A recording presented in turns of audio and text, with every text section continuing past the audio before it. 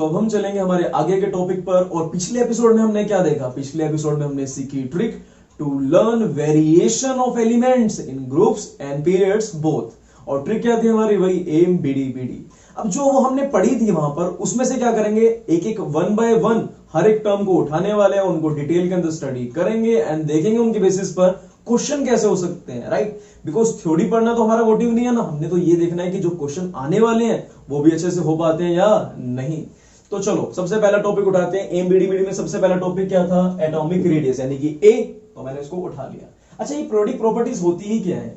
आपने periodic table जब पढ़ा था तो आपने वहां पर एक चीज पढ़ी थी कि repetition of property after regular interval. Regular interval के बाद क्या है? प्रॉपर्टीज को वो रिपीट करता है, राइट। तो वही क्या होता है? पीरियोडिसिटी या फिर पीरियोडिक प्रॉपर्टीज।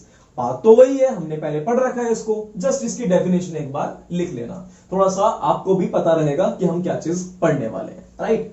तो एमबीडीबीडी में सबसे पहला पार्ट क्या था? ए, यानी कि एटॉमिक रेडियस। तो सबसे पहले पढ़ेंगे हम एटॉमिक रेडियस को ही।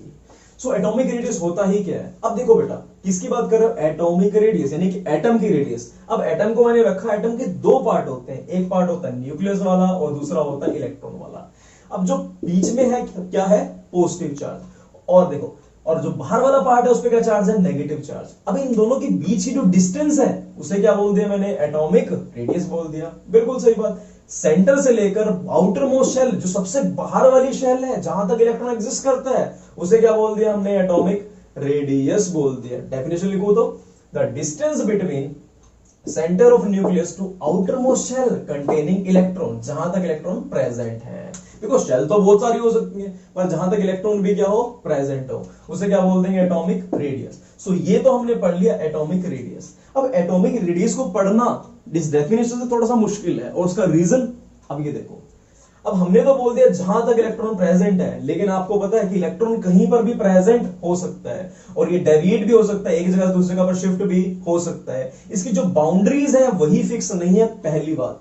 यानी कि वो इधर भी एग्जिस्ट कर सकता है, आगे भी कर सकता है, तो इसकी बाउंड्री कभी भी फिक्स नहीं है, पहली बात। बाउंड्री फिक्स ना होने का मतलब क्या हुआ? इसके दो तीन मतलब हो सकते हैं। पहली बात तो कि वो यहां पर एग्जिस्ट करता है, राइट।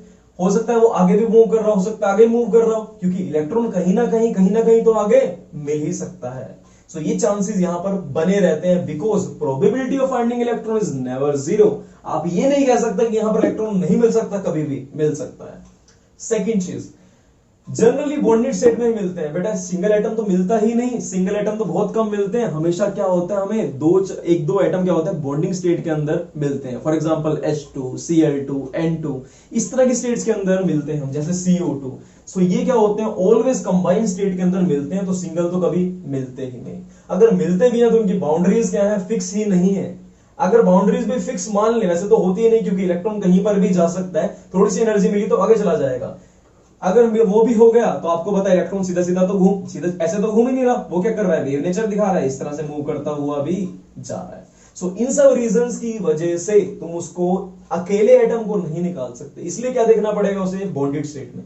इन एक्चुअल जब एटम मिलता ही बॉन्डेड स्टेट के अंदर है, तो हम इसे बॉन्डेड स्टेट में पढ़ेंगे। और बॉन्डेड स्टेट के अंदर वो कौन कौन से हो सकते हैं? देखो, बॉन्डेड स्टेट के अंदर हो सकता है वो कोवलेंट, वैन डर वाल, मेटालिक एंड आयनिक।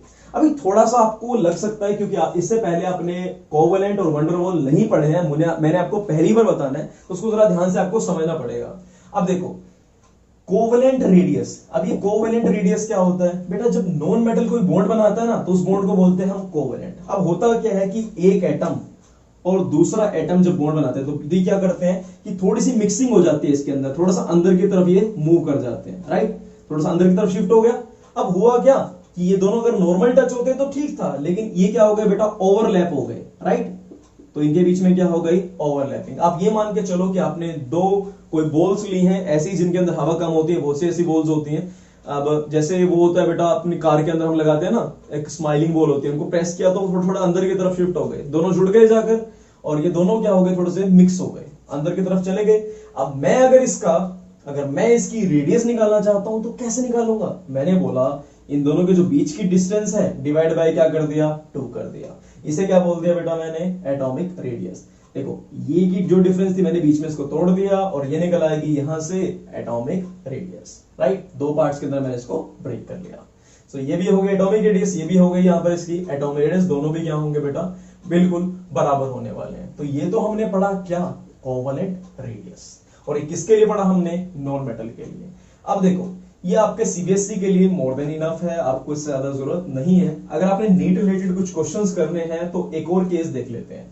अब अगर वहां पर चलना है तो एक बात और समझो, ये था सेम एटम के लिए, फॉर एग्जांपल ये भी हाइड्रोजन ये भी हाइड्रोजन, तो इन दोनों ने मिलकर क्या बना लिया बेटा, H2 बना लिया, दोनों इक्वल इक्वल थे। लेकिन सपोज करो कि एक तो क्या है बेटा, दोनों एटम अगर इक्वल नहीं है, सपोज कर लो HCl का एग्जांपल ले लिया मैंने, राइट। और HCl तो पता है ना आपको, Cl तो क्या होता है, इलेक्ट्रॉन नेगेटिव, इलेक्ट्रॉन के मामले में नेगेटिव, इससे इलेक्ट्रॉन क्या करता है, छीन लेता है। और तुम जानते हो अगर किसी ने कुछ छीना, चोर गुंडे डाकू सब क्या होते हैं, नेगेटिव, और जिसके साथ हादसा हुआ उस पे क्या चार्ज आएगा, पॉजिटिव। अब तुम एक बात तो समझते हो ना, एक नेगेटिव अगर एक पॉजिटिव को अट्रैक्ट करेगा, पहले ही अट्रैक्ट होते पहले बिल्कुल पास पास थे, लेकिन अगर नेगेटिव एक पॉजिटिव को अट्रैक्ट करेगा तो बहुत स्ट्रांगली करेगा और वो बहुत पास पास चले जाएंगे, उसका साइज क्या हो जाएगा, और भी छोटा हो जाएगा। यानी कि जो ये साइज छोटा था, अगर मैं इसको बताऊं तो ये और अंदर की तरफ चला गया, ये चला गया और अंदर की तरफ, बिल्कुल पास ही पहुंच गया ना इसके, देखो, ठीक है। तो ये साइज क्या हो गया, बहुत छोटा हो गया। अब अगर मैं रेडियस निकालना चाहूं, तुम तो क्या करना चाहोगे, डिवाइड बाय 2 कर दोगे, नहीं, और वो क्या हो जाएगा, गलत। और गलत क्यों हो जाएगा बताओ वो, क्योंकि बेटा थोड़ा सा तो क्या हो गया, वो अंदर की तरफ जा चुका है। अब मैंने क्या करा, रेडियस ऑफ ए जो होनी चाहिए थी, यानी कि जो नेचुरल स्टेट के अंदर ऐसे था जब बॉन्ड में नहीं था, और रेडियस ऑफ बी जो कि हमको पता थी, उसमें से माइनस कर दिया मैंने 0.9 इंटू चाई ए चाई बी। ये सब वैल्यूज आपको गिवन रहेंगी, सो आप यहां से किसी भी एक फैक्टर को निकाल सकते हो। फॉर एग्जाम्पल अगर मैंने बोला कि डी ऑफ ए बी कुछ 20 ppm है, ठीक है, और ये भी मैंने आपको दे दिया, ये भी दे दिए, तो आप यहां से किसी भी एक चीज को निकाल सकते हो। मैंने चाहिए बी आपको अगर दे दिया तो आप इसकी वैल्यू भी निकाल सकते हो, बी की वैल्यू। अगर मैंने सपोज कर लो इसकी वैल्यू आपको नहीं दी, आप सारों को जोड़ के इसकी वैल्यू भी निकाल सकते हो। सो ऐसे न्यूमेरिकल हो सकते हैं सिर्फ नीट लेवल के लिए, इससे ऊपर ही क्वेश्चन पूछा नहीं जाता, और सीबीएसई में तो बिल्कुल भी नहीं है ये। सीबीएसई के लिए that is more than enough, इतना इनफ था। अब चलते हैं इसके बाद वंडरबॉल गैस। इसके नाम में क्या आ रहा है बेटा, देखो गैस आ रहा है, क्या आ रहा है नाम में, गैस, यानी कि किस पे लगने वाला है, गैसेस मॉलिक्यूल पे लगने वाला है। और गैस की एक बात होती है, वो बिल्कुल किसी के पास तो नहीं जाती, वो मॉलिक्यूल क्या होते हैं, दूर दूर दूर दूर एग्जिस्ट करते हैं। इसी तरीके से यहां पर एक मॉलिक्यूल अलग है, यहां पर एक मॉलिक्यूल अलग है, दोनों बिल्कुल पास नहीं आ रहे। अब देखो ये तो बिल्कुल पास आ जाते थे, राइट, लेकिन ये बिल्कुल पास नहीं आ पाएंगे, एक लिमिट होगी जहां तक पास आएंगे, बहुत दूर भी नहीं रहेंगे, थोड़ी बहुत फोर्स ऑफ अट्रैक्शन तो इनकी रहेगी, लेकिन एक लिमिट तक फोर्स ऑफ अट्रैक्शन रहेगी, इससे आगे नहीं जा सकते। इसके लिए हमने गाना भी सुना होगा ना, एक, मिलो ना तुम तो दिल घबराए, मिलो तो आंख चुराए, राइट। ये ऐसे ही है, नहीं मिलेंगे तो क्या होगा, अट्रैक्ट करेंगे दूसरे को, लेकिन बिल्कुल पास आ जाएंगे तो क्या हो जाएंगे, दूर हो जाएंगे, है ना। तो वही बात होगी, मिलो ना तुम तो दिल घबराए और मिलो तो आंख चुराए, बिल्कुल पास भी ये नहीं आते, एक डिस्टेंस तक क्या होते हैं, पास आ सकते हैं। अब देखो इसकी रेडियस हम कैसे निकालेंगे भाई, ये क्या होगा बेटा, इसका डायमीटर, और फॉर्मूला क्या होगा, अगर रेडियस निकालो तो d/2, ऐसे मैं इसकी रेडियस निकाल सकता हूं। सो ये किसके लिए पढ़ा हमने, वंडरबॉल के लिए। और ये किस पे लगता है, जनरली नोबल गैसेस पर आप देखते हो, या फिर कुछ मॉलिक्यूल्स पे भी आप इसको देखते हो। लेकिन जो मोस्ट कॉमन टर्म यहां पर देख रहे हैं हम, किस पे देख रहे हैं, वंडरबॉल नोबल गैसेस पे, राइट। और गैस है तो फोर्स ऑफ अट्रैक्शन खास नहीं रही होगी, लेकिन कुछ बड़े बड़े मॉलिक्यूल जैसे कि I2, H2, Cl2, F2, इन सब पे भी हम इसको देख सकते हैं, ठीक है। लेकिन ये हमारे लिए मोर देन इनफ है, यानी कि जितना आपसे पूछा जाएगा उतना इनफ है। इन सबको पढ़ने वाले हैं हम अगेन पी ब्लॉक के अंदर, बहुत डिटेल के अंदर। अब देखते हैं जरा आगे। मैंने बात करी मेटेलिक रेडियस की। अब देखो मेटल के जो एटम है, तुम्हारे पहले माइंड के अंदर शेप ही क्या था कि मेटल के जो एटम है बहुत ज्यादा हार्ड है, इतने को सॉफ्ट नहीं है कि अंदर जाके मिक्स हो जाएंगे, या फिर गैस भी नहीं है कि बाहर उड़ते हुए जाएंगे, लेकिन वो क्या है, थोड़े से हार्ड स्फीयर टाइप के हैं, यानी कि बिल्कुल पास पास तो आ सकते हैं लेकिन अंदर मिक्स नहीं हो सकते। ये बिल्कुल कंचे की तरह एग्जांपल मान लो कि वो क्या हो गया, बिल्कुल पास पास पास पास पास पास आ गए, एक दूसरे के पास पास पास पास थोड़ा इस तरीके से अटैच हो गए, राइट। तो इस तरीके से क्या होगा, एक दूसरे से अटैच हो गई, लेकिन मिक्सिंग इनकी बिल्कुल भी नहीं हुई, क्योंकि ये मैक्सिमम पास आ चुके हैं जहां तक आ सकते थे। अब देखो ना तो ये मिक्स होंगे ना ये बहुत दूर होंगे, ये बात समझ आई आपको, यानी कि ये क्या है, मिडिल रेंज के अंदर रहते हैं। इसका एग्जांपल मैग्नेट की तरह ले सकता हूं। मैग्नेट क्या होता है, बिल्कुल पास पास तक तो आ जाता है, लेकिन ऐसा तो नहीं कि अंदर से पिचक जाते हैं या फिर बहुत सॉफ्ट हो जाते हैं, मतलब अंदर की तरफ मुड़ जाते हैं, ऐसा भी नहीं होता। वो क्या होता है, एक लिमिट तक बिल्कुल पास में आ जाते हैं। सिमिलर एग्जांपल किसका हो गया, मेटेलिक रेडियस का। अब देखो, अब मेरा क्वेश्चन आपसे वही है जो कि रेगुलरली पूछ भी लिया जाता है, इन तीनों में से सबसे बड़ा कौन सा है? साफ पता लग रहा है इनमें सबसे बड़ा कौन सा होगा बेटा? वंडरवॉल रेडियस, क्योंकि ये तो पास आए ही नहीं। तो सबसे बड़ा कौन सा हो जाएगा? वंडरवॉल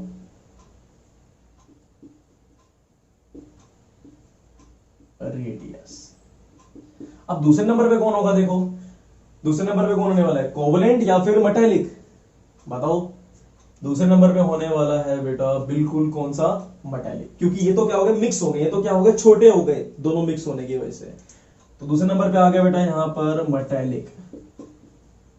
एंड लास्ट क्या आ जाएगा बेटा? कोवेलेंट आ जाएगा। सो होप आपको ये वाली बात तो समझ आ गई होगी। सबसे बड़ा साइज किसका? इसका, क्योंकि गैस के मॉलिक्यूल पास पास ही नहीं आए। उसके बाद उससे छोटा कौन है?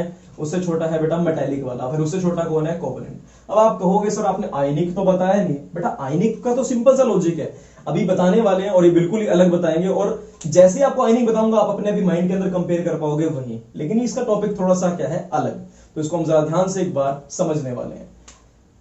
तो चलते हैं इसके बाद फिर हम नेक्स्ट टॉपिक। तो चलते हैं इसकी वेरिएशंस की तरफ।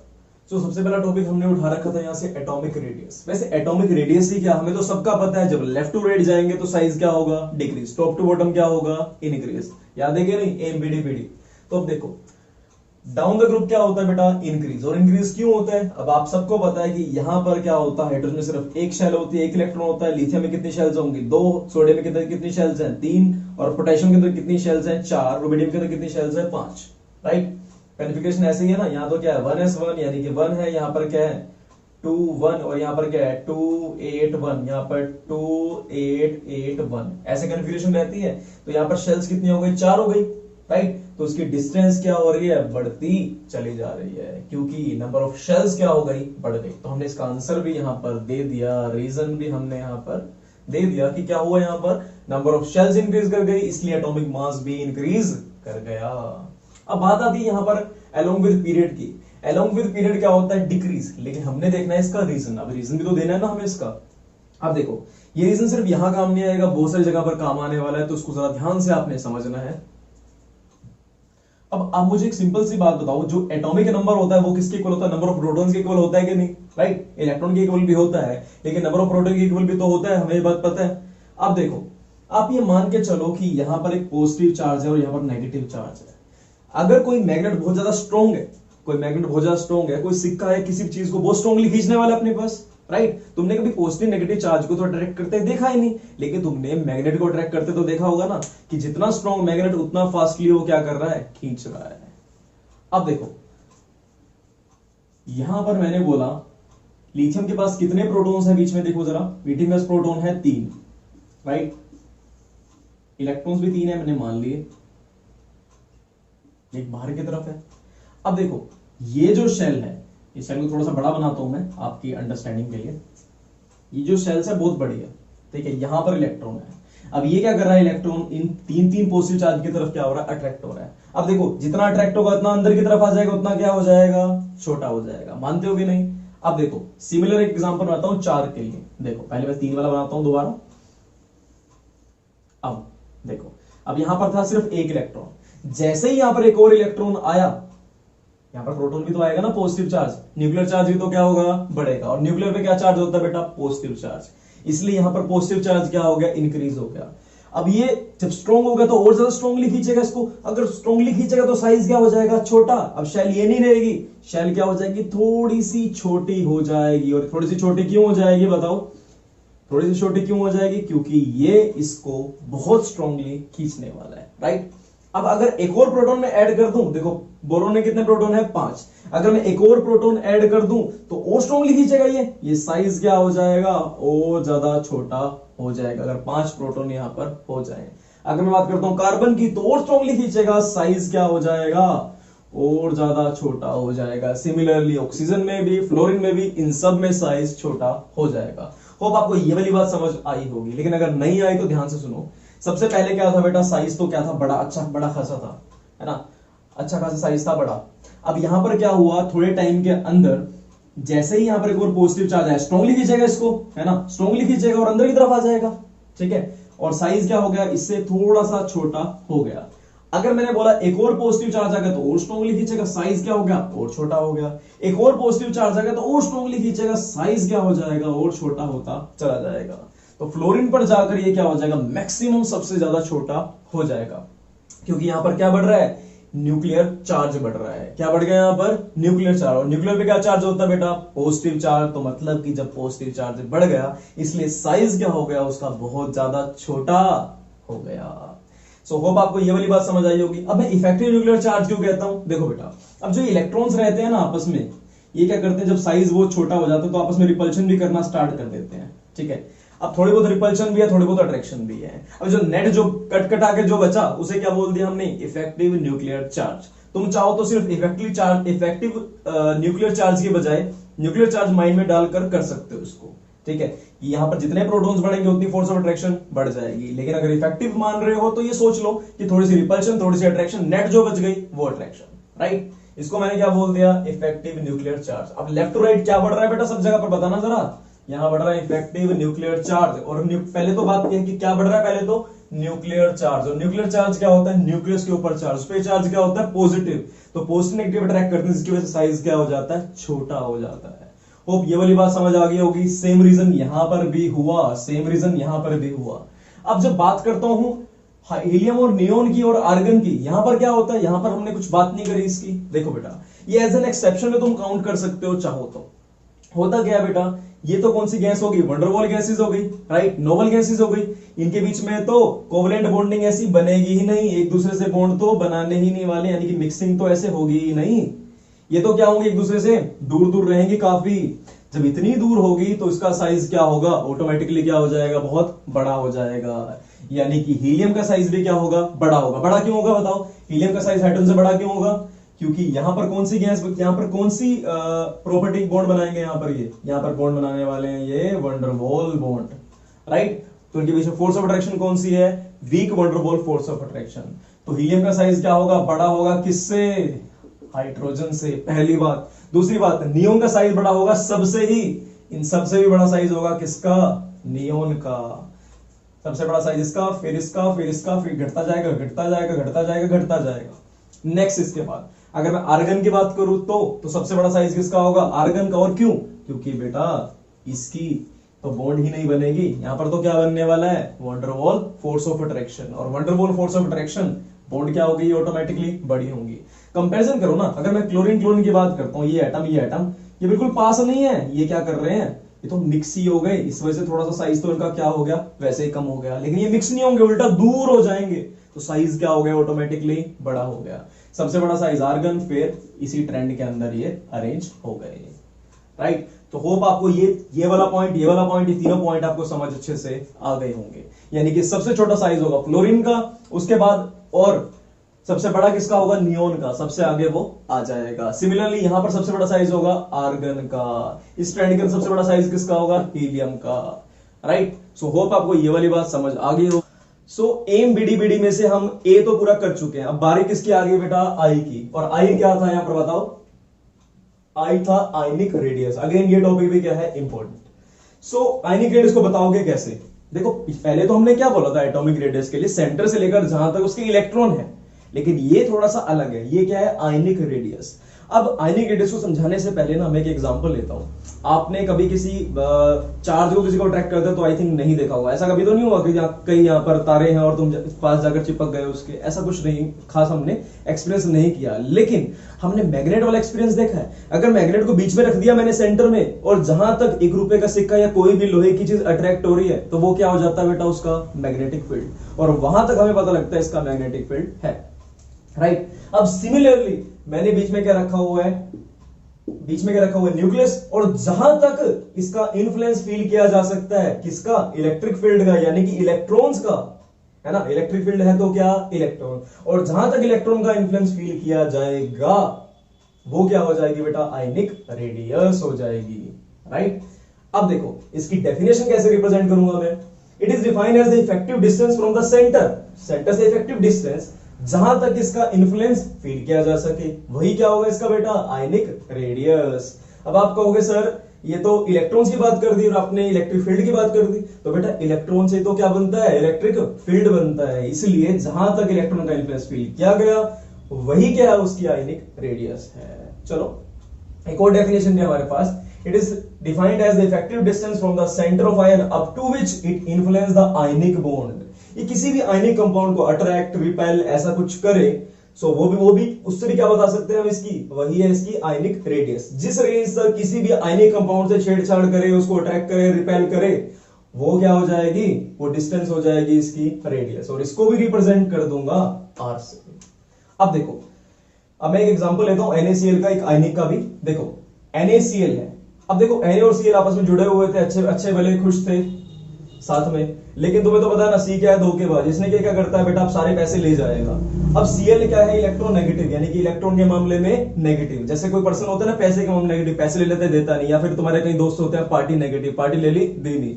अब ऐसे ही क्या है, ये इलेक्ट्रोनेगेटिव है, इलेक्ट्रॉन के मामले में नेगेटिव। ये क्या करेगा, इलेक्ट्रॉन छीन लेगा। अगर किसी ने किसी कुछ छीना, चोर गुंडे डाकू सब क्या होते हैं, नेगेटिव। और जिस बेचारे के साथ हादसा हुआ उस पे क्या चार्ज आ जाएगा, पॉजिटिव। राइट, इतनी बात समझ आई। यानी कि Na क्या करता है बेटा, एक इलेक्ट्रॉन दे देता है और क्या बन जाता है, कटायन। Cl ने क्या करा, इलेक्ट्रॉन ले लिया और क्या बन गया, अनायन। अगर आपको अनायन कटायन याद रखने में दिक्कत होती है तो याद रखना, इसको मैं एलॉबरेट करता हूं। देखो अनायन है, मैंने इसको कर दिया A, N से नेगेटिव और आयन से आयन। इसे क्या बोल दिया मैंने, अनायन, यानी कि नेगेटिव आयन, अनायन। इसे आप याद रख पाओगे।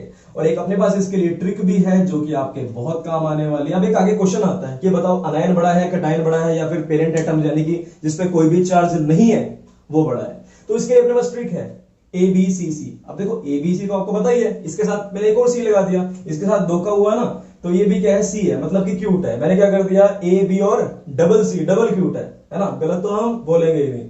ABCC, right. अब अनायन देखो, A से क्या होता है अनायन, B से बड़ा है, C मतलब कटायन, C मतलब छोटा। देखो अनायन क्या होगा, बड़ा, कटायन क्या होगा, छोटा। राइट, याद हो गया, अनायन बड़ा, कटायन छोटा। अब कुछ क्वेश्चन देख लेते हैं, समझ आ जाएगा। देखो फॉर एग्जांपल मैंने किसी भी चीज का एग्जांपल ले लिया। अब आप ये देखो कि मैंने लिख दिया यहां पर एक A+, एक न्यूट्रल और एक A नेगेटिव। कौन बड़ा होगा, कौन छोटा होगा, बता सकते हो?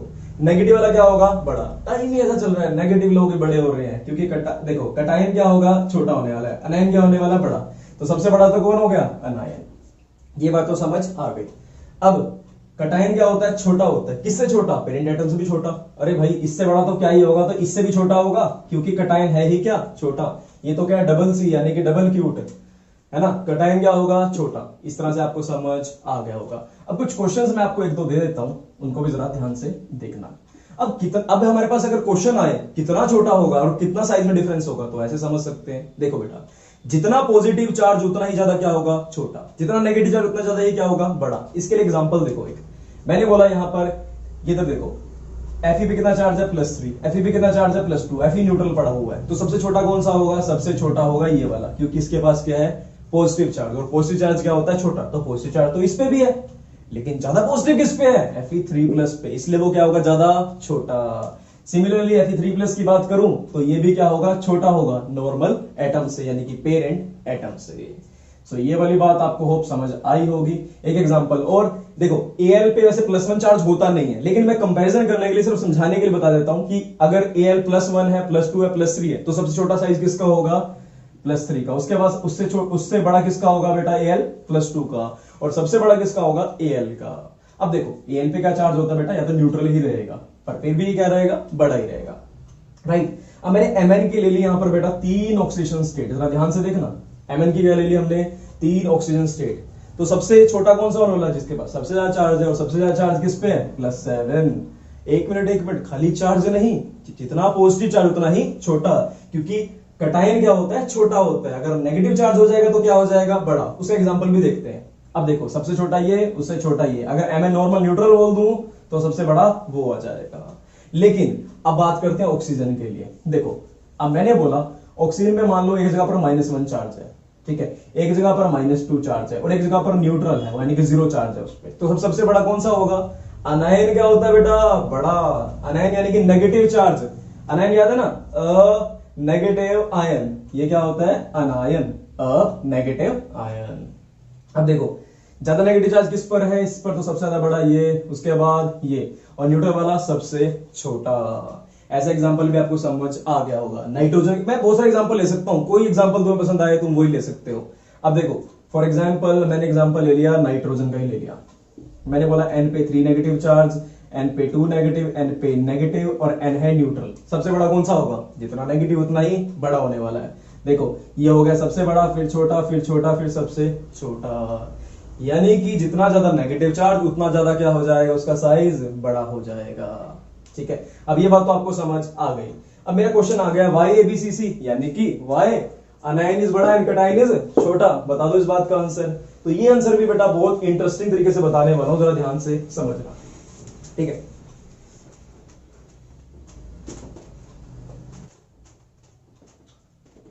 हाँ जी।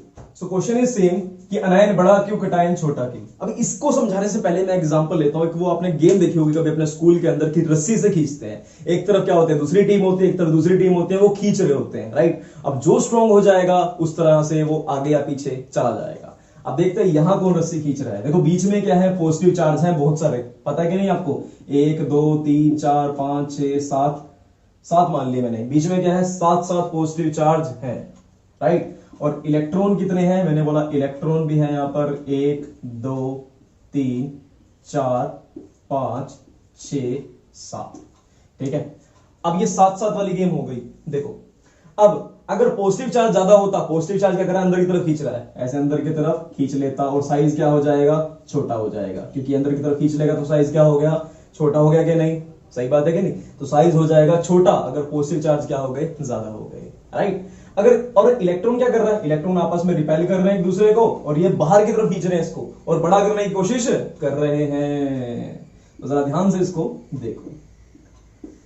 अब देखो ये क्या करने की कोशिश कर रहे हैं? बड़ा करने की कोशिश कर रहे हैं। अब सपोज कर लो मैं एक इलेक्ट्रॉन यहां से निकाल लूं तो ये तो कमजोर रह जाएंगे, और बीच वाले क्या है? पावरफुल हो गए। ये तो उसको अंदर की तरफ खींच लेंगे और साइज क्या कर देंगे? इससे छोटा। अब छोटा क्यों हो गया साइज? क्योंकि अंदर की तरफ वो क्या हो गए? खींच गए, राइट। अब बात कर दी मैंने किसकी? कैटायन की, क्योंकि यहां तो एक इलेक्ट्रॉन क्या हो गया? बाहर निकल गया। अगर मैं इसकी बात करता हूं, कंडीशन सेम है। कितने थे? 1 2 3 4 5 6 7 थे। 1 2 3 4 5 6 7 हो गए। अब देखो और बाहर की तरफ क्या है? एक लेयर है। यहां पर इलेक्ट्रॉन कितने? 1 2 3 4 5 6 7।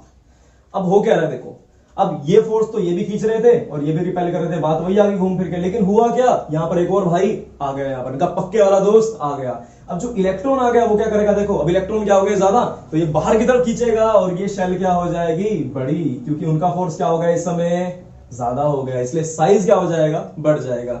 अब यहां पर प्रोटॉन की नहीं सुनी जाएगी, राइट। अब ये तो आपको समझ आ गया, लेकिन लिखोगे कैसे? तो इसको हम लिखेंगे Z इफेक्टिव, यानी कि इफेक्टिव न्यूक्लियर चार्ज। ठीक है, थोड़ा जल्दी में अजीब सा लिख देते हैं, चार्ज। अब देखो अब यहां कैसे बढ़ गया न्यूक्लियर चार्ज? अब देखो न्यूक्लियर चार्ज क्या है? न्यूक्लियर पे क्या, न्यूक्लियस पे क्या चार्ज है? न्यूक्लियस पे चार्ज क्या होता है? पॉजिटिव। और वो है किसकी वजह से? सिंपल, प्रोटॉन की वजह से। वैसे प्रोटॉन और इलेक्ट्रॉन दोनों क्या रहते हैं? न्यूट्रल रहते, मतलब इक्वल रहते हैं, राइट। लेकिन अगर इलेक्ट्रॉन यहां पर कम हो गए तो न्यूक्लियस वाला चार्ज तो क्या हो गया? ज्यादा हो गया इलेक्ट्रॉन से, तो क्या बढ़ गया? न्यूक्लियर चार्ज बढ़ गया। और मैंने इसे बोल दिया इफेक्टिव न्यूक्लियर चार्ज क्या हो गया? इंक्रीज, क्योंकि इलेक्ट्रॉन के इफेक्ट में तो क्या है? बहुत ज्यादा। लेकिन यहां पर क्या एक इलेक्ट्रॉन एक्स्ट्रा ऐड हो गया? देख रहे हो कि नहीं? एक इलेक्ट्रॉन फालतू आ गया था। अगर एक इलेक्ट्रॉन फालतू यहां पर ऐड हो गया तो न्यूक्लियर चार्ज तो उसके बराबर में कुछ भी नहीं रहा, क्योंकि न्यूक्लियर चार्ज क्या हो जाएगा? कम हो जाएगा, क्योंकि प्रोटॉन तो क्या हो गए? कम। एक एक्स्ट्रा इलेक्ट्रॉन तो मैंने क्या करा? एड अप किया, इसलिए इसका चार्ज, न्यूक्लियर चार्ज इलेक्ट्रॉन के कंपैरिजन में क्या हो जाएगा? कम हो जाएगा। तो मैं बोल लिखूंगा यहां पर क्या हुआ? इफेक्टिव न्यूक्लियर चार्ज इंक्रीज कर गया, और यहां पर क्या लिखूंगा? इफेक्टिव न्यूक्लियर चार्ज हो गया डिक्रीज। और यही आपने अपने आंसर में लिखना है। आंसर सेम है। यहां पर क्या बढ़ गया? इफेक्टिव न्यूक्लियर चार्ज बढ़ गया। यहां पर इफेक्टिव न्यूक्लियर चार्ज घट गया। और क्यों घट गया? क्योंकि यहां पर एक्स्ट्रा इलेक्ट्रॉन ऐड हो गया, राइट। फोर्स ऑफ अट्रैक्शन बढ़ गई, खींच लिया इन्होंने। लेकिन यहां पर क्या हुआ? इलेक्ट्रॉन ऐड हुआ तो साइज क्या हो जाएगा? बड़ा हो जाएगा, क्योंकि इफेक्टिव न्यूक्लियर चार्ज क्या हो जाएगा? घट जाएगा। और इलेक्ट्रॉन आपस में अच्छी खासा फोर्स लगा पाएंगे, रिपल्शन लगा पाएंगे। सो होप आपको ये वाली बात भी अच्छे से समझ आ गई होगी। सो चलते हैं इस टॉपिक के लास्ट पार्ट की तरफ। अब हमारा एक क्वेश्चन रहता है आइसो इलेक्ट्रॉनिक वाला, उसको जरा ध्यान से देखते हैं। अब आइसो इलेक्ट्रॉनिक होता क्या है, जरा उसको भी समझ लेते हैं। कुछ क्वेश्चंस भी हैं जो उसके जरूरी हैं, उनको भी देखेंगे। देखो आइसो इलेक्ट्रॉनिक, आइसो मतलब सेम, इलेक्ट्रॉनिक यानी कि नंबर ऑफ इलेक्ट्रॉन। सो इसका आंसर क्या दोगे तुम? The species which has equal number of electron known as isoelectronic compound, या फिर एटम भी बोल सकते हो अगर एटम हो तो। अब देखो, अब ये वाला जो टॉपिक है ये भी काफी इंपॉर्टेंट है, इसके ऊपर भी क्वेश्चन बहुत सारे मिल जाते हैं, ना केवल सीबीएसई बट कॉम्पिटेटिव के टाइप से भी बनेगा, तो क्वेश्चन हम इसके देखने वाले हैं। अब देखो मैंने बोला, देखो यहां पर मैंने लिख दिया फोन से बात, ठीक है। अब फ्लोरीन के पास कितने इलेक्ट्रॉन थे? 9, 8, 7, 6, 5। और नियोन के पास कितने थे बेटा? 10। नहीं करनी फोन से बात। अगर इसे 10 इलेक्ट्रॉन करने हैं तो ये क्या करे बेटा? 1 इलेक्ट्रॉन गेन कर ले। अगर F ने 1 इलेक्ट्रॉन गेन कर लिया तो इस पे क्या चार्ज आ जाएगा? F नेगेटिव, क्योंकि अगर कोई कुछ छीनता है किसे, चोर पलट डाकू, सब क्या होते हैं? नेगेटिव। अब देखो, अब फ्लोरीन को अगर 10 के इक्वल जाना है तो ऑक्सीजन को अगर 10 के इक्वल जाना है तो इसने क्या करा? 2 इलेक्ट्रॉन गेन कर लिए। नाइट्रोजन ने क्या करा? 3 इलेक्ट्रॉन गेन कर लिए, राइट। अगर कार्बन की बात करूं तो कार्बन ने क्या करा बेटा? 4 इलेक्ट्रॉन गेन कर लिए। अब इसके पास भी 10 इलेक्ट्रॉन, इसके पास भी 10 इलेक्ट्रॉन, इसके पास भी 10 इलेक्ट्रॉन, 10 इलेक्ट्रॉन, 10 इलेक्ट्रॉन, ये सब के सब क्या हो गए? आइसो इलेक्ट्रॉनिक स्पीशीज हो गए। अब देखो कुछ और एग्जांपल, मैंने बोला यहां पर NaMgAlSi। अब देखो इसके पास कितने इलेक्ट्रॉन है? 11, 12, 13, 14।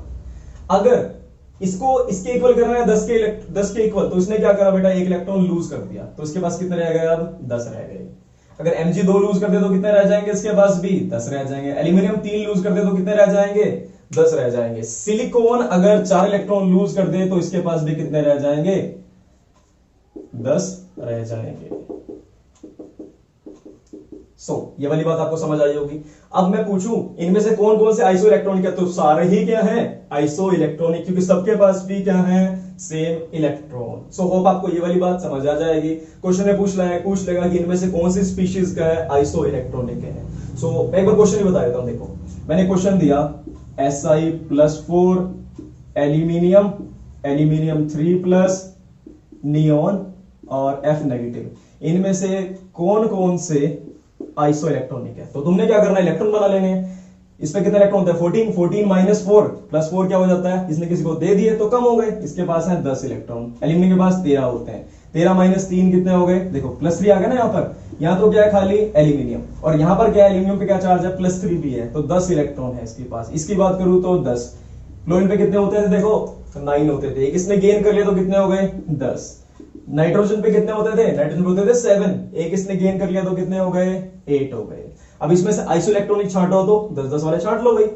इसमें आ जाएगा आंसर आपका Si+4 aluminium +3 neon F negative. ये तो क्या हो गए? आइसो इलेक्ट्रॉनिक हो गए। तो इस तरह का क्वेश्चन आपको मिल सकता है कि आपने छांटने हैं वहां पर आइसो इलेक्ट्रॉनिक। ये वाला क्वेश्चन होप आपको समझ आ गया होगा। अब एक क्वेश्चन और आता है, अरेंज देम। अब देखो क्वेश्चन थोड़ा सा बड़ा हो जाएगा लेकिन आपको समझ तो आ जाएगा।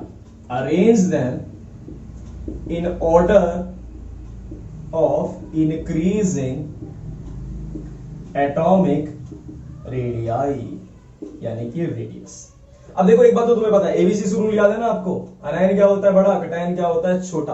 अब देखो सबसे ज्यादा नेगेटिव चार्ज जिस पर होगा वो क्या होगा? सबसे ज्यादा छोटा होगा, क्योंकि सबके पास ही 10 इलेक्ट्रॉन है। अगर इक्वल नंबर ऑफ इलेक्ट्रॉन है तो कंपेयर हम कर सकते हैं। अब देखो सबसे ज्यादा नेगेटिव कौन है यहाँ पर? सबसे ज्यादा नेगेटिव है कार्बन, तो सबसे बड़ा साइज किसका होगा? कार्बन का। तो C4 नेगेटिव का साइज सबसे बड़ा, उसके बाद N3 नेगेटिव, उसके बाद O2 नेगेटिव, उसके बाद F नेगेटिव, राइट। तो सबसे बड़ा साइज इसका, फिर इसका, फिर इसका।